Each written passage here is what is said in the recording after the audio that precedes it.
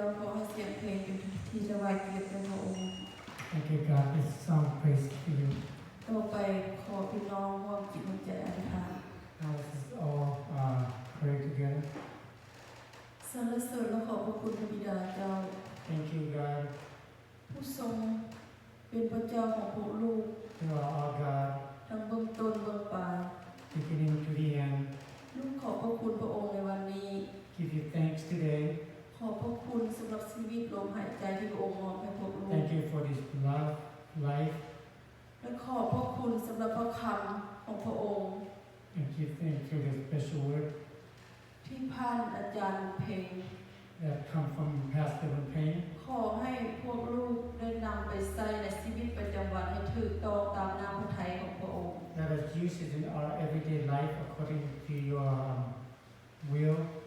เพื่อลูกจะมีความเข้มแข็งเพิ่มขึ้น so we can have strength, ความฮักเพิ่มขึ้นในพระองค์ love. ลูกขอบพระคุณพระองค์ We give you thanks. ลูกยังคิดถึงผู้ที่ลงเดินทางผิด We still miss those who are those lost. ขอพระองค์เจ้าทรงดลบันดาลจิตใจพวกเพิ่นให้กลับคืนมาหาพระองค์ด้วยเถิด So please change their mind so that they can come back. และลูกยังคิดถึงผู้ที่เจ็บไข้ได้ป่วย And for those who are sick and not healthy,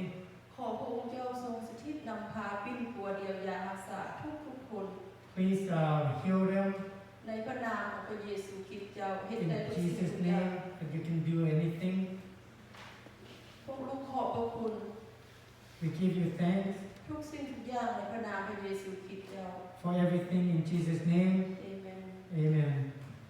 ต่อไปขอเชิญอาจารย์อธิษฐานอวยพรที่นี่ Now let's hear